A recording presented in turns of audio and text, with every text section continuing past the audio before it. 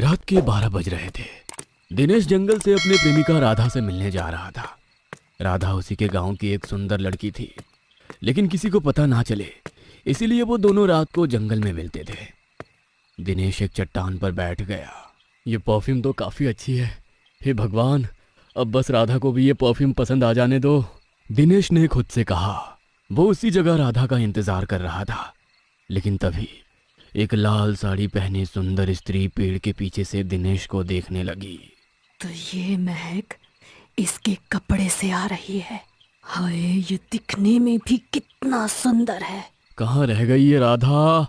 अब तक तो उसे आ जाना चाहिए था, दिनेश मन ही मन बोला। तभी दिनेश को पायलों की छन छन सुनाई दी। उसने आवाज की तरफ देखा। वहां वो स्त्री पीठ दिखाते हुई खड़ी थी। दिनेश को लगा कि वो राधा है, जो उसके लिए सज कर और संवर कर आई है। वो उठकर उसके पास गया और उसने पीछे से ही उसे बाहों में भर लिया। मेरी जान, आज तो तुम कहर दिख रही हो। वो तो मैं हर रोज ही दिखती हूँ। उस स्त्री ने कहा। उसकी आवाज सुनकर दिनेश समझ गया कि ये राधा नहीं है। उसने जल्दी उसे छोड़ दिया और बोला, कौन हो तुम?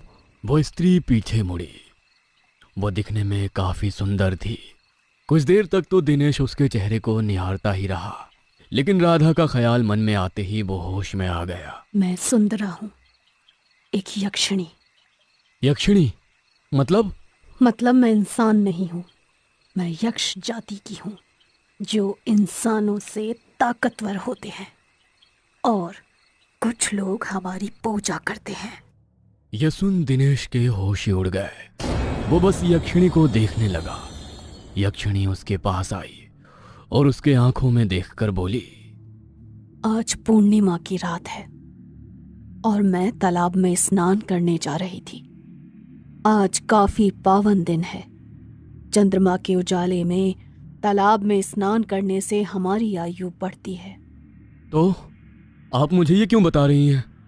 यहाँ से गुजरते वक्त हमें तुम्हारे शरीर से आ रही खुशबू ने तुम्हारी ओर आकर्षित किया, और जब मैंने तुम्हें देखा तब मेरा मन तुम्हारे ऊपर आ गया, और मैं कुछ पल एकांत में तुम्हारे साथ बिताना चाहती हूँ और तुम्हारे साथ संबंध बनाना चाहती हूँ। हैं? ये आप क्या कह रही हैं? तुमने ठीक सुना। बदले में मैं तुम्हें तुम जो मांगोगे वो दे सकती हूँ। माफ कीजिएगा, मैं ये नहीं कर सकता। अरे, मैं अपनी प्रेमिका के लिए वचनबद्ध हूँ। तो मैं कहाँ तुम्हें मेरे साथ शादी करने के लिए कह रही हूँ। बस आज की रात मेरे साथ गुजारो। देखो तो जरा मैं कितनी सुंदर हूँ। मेरे जैसी सुंदरी तुम्हें तीनों लोक में नहीं मिलेगी। जी नहीं, मैं ये नहीं कर सकता, दिनेश ने उसे नकारा। ये सुन यक्षिणी गुस्सा हो गई। घमंडी मामूली इंसान, तुमने मुझे मन करके मेरा अपमान किया। मेरे सपने कई यक्ष देखते हैं, पर तुमने सामान्य इंसान होकर मुझे नकारा। तुझे इसका दंड मिलेगा। जैसे ही तेरी प्रेमिका तेरा चेहरा देखेगी, तुम्हारा चेहरा बदसूरत हो जाएगा। यक्षिणी ने कहा और वो गुस्से से वहां से चली गई। दिनेश ने उसे पीछे से आवाजें लगाई, लेकिन वो तेजी से वहां से निकल गई।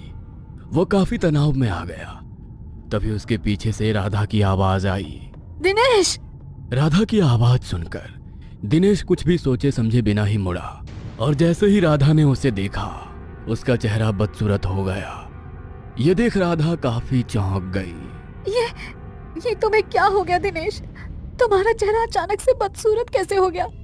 क्या मैं बदसूरत हो गया? ऐसा कहकर दिनेश रोने लगा।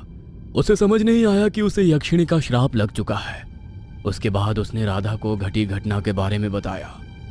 वो सुन राधा बोली, तुम चिंता मत करो दिनेश, मैंने प्यार तुमसे किया है, ना कि तुम्हारे शरीर से। मैं तुम्हें कभी नहीं छोड़ूंगी। और उसके बाद उसने दिनेश को गले लगा लिया।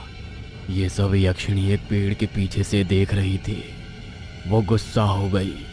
यक्षिणी ने कहा, तुमने मुझे ठुकरा कर मेरा अपमान किया है, मैं तुम्हें बर्बाद कर दूंगी।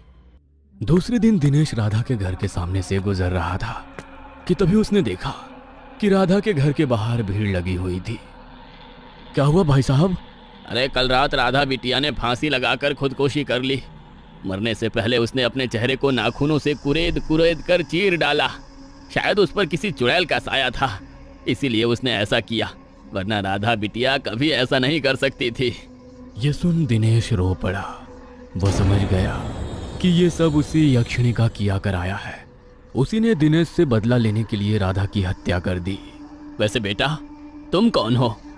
दिनेश उस गांव वाले को नजरअंदाज करते हुए वहां से चला गया। दिनेश अनाथ था। उसका इस दुनिया में अब कोई भी नहीं बचा था। कई दिनों तक वो यहाँ वहां भटकता रहा। एक दिन उसे एक शमशान में तांत्रिक मिला। दिनेश उस तांत्रिक के पास गया। बाबा जी, मुझे एक यक्षिणी से श्राप मिला है। उसकी वजह से मैं बदसूरत हो गया हूँ। उसने मेरी प्रेमिका को भी मार डाला। तो तुम क्या करना चाहते हो? मैं बदला लेना चाहता हूँ। उसके बाद कुछ बातें करने के बाद दिनेश बाबा जी से एक छोटी सी मूर्ति लेकर घर लौटा। कुछ दिनों बाद पूर्णिमा की रात आई। वो यक्षिणी रात में उस तालाब पर चंद्रमा के किरणों में स्नान करने आई। वो तालाब के पानी में अंदर तक चली गई। तभी पीछे से दिनेश ने उसे आवाज लगाई। मुझे माफ कर दीजिए, नादानी में मुझसे बहुत बड़ी गलती हो गई। मैं वादा करता हूँ कि आप जो बोलेंगी मैं वो करने के लिए तैयार हूँ, लेकिन बस मेरी सुंदरता मुझे लौटा दो। ये सुन यक्षिणी हंस पड़ी और कुछ देर विचार करने के बाद वो बोली, ठीक है। ऐसा कहकर यक्षिणी ने तालाब से कुछ जल हाथ के हथेली पर उठाया और कुछ मंत्र बोलकर दिनेश के ऊपर फेंक दिया और फिर दिनेश पहले जैसा सुंदर हो गया। मैं तुमसे खुश हूँ, बोलो तुम्हें क्या चाहिए? इसके बाद दिनेश पानी में उतर गया। मैंने जो गलती की है मैं उसका प्रायश्चित करना चाहता हूँ। आप आंख बंद करके मेरी हथेली पर थूकिए, मैं उसे अपने सर पर लगाना चाहता हूँ। यह सुन यक्षिणी मुस्कुराई और उसने अपनी आंखें बंद कर दी। इधर दिनेश ने अपनी जेब से एक मूर्ति बाहर निकाली जो उसे बाबा जी ने दी थी और उसे अपनी हथेली पर रखी। फिर अनजाने में यक्षिणी ने आंखें बंद कर दिनेश की हथेली पर थूका, पर थूक मूर्ति पर पड़ी। उस सिद्ध मूर्ति पर थूक गिरने से आसमान में बिजलियां कड़कने लगी और आकाशवाणी हुई। हे मूर्ख यक्षिणी, तुमने मेरे सिद्ध मूर्ति पर थूक कर मेरा अपमान किया है। मैं तुम्हारी सभी शक्तियां छीन लेता हूँ। अब तुम एक साधारण मनुष्य हो। यह सुन यक्षिणी ने आंखें खोली और मूर्ति की ओर देखा। वो मूर्ति कुबेर महाराज की थी, जो यक्षों और यक्षिणियों के महाराज है, और उस मूर्ति में साक्षात कुबेर महाराज का अंश था और वो आकाशवाणी की आवाज स्वयं कुबेर महाराज की थी। नहीं महाराज, मुझसे गलती हो गई। मैंने जानबूझकर नहीं किया। इस मनुष्य ने मुझसे छल किया। लेकिन तभी आकाशवाणी बंद हो गई। यक्षिणी की सुंदरता और तेज गायब हो गए और वो एक साधारण मनुष्य बन गई। उसने क्रोध में आकर दिनेश पर हमला करने की कोशिश की, लेकिन अब वो साधारण महिला थी और दिनेश के सामने कमजोर थी। दिनेश ने गुस्से में आकर उसे बालों से पकड़कर पानी के अंदर डुबो दिया और उसे मार डाला। उसने राधा की मौत का और उसके साथ हुए छल का बदला यक्षिणी को मार कर लिया था। असल में हुआ ये था कि जब दिनेश बाबा जी के पास गया था, तब बाबा जी ने उसे कुबेर जी की सिद्ध मूर्ति दी थी, जिसमें खुद कुबेर जी का अंश था। उन्होंने कहा था कि अगर वो यक्षिणी उस मूर्ति का अपमान करती है तो कुबेर महाराज उसे उसकी सजा देंगे।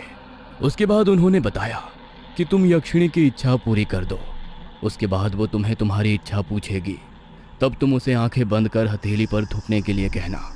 और आगे का प्लान तो आप जानते ही हो।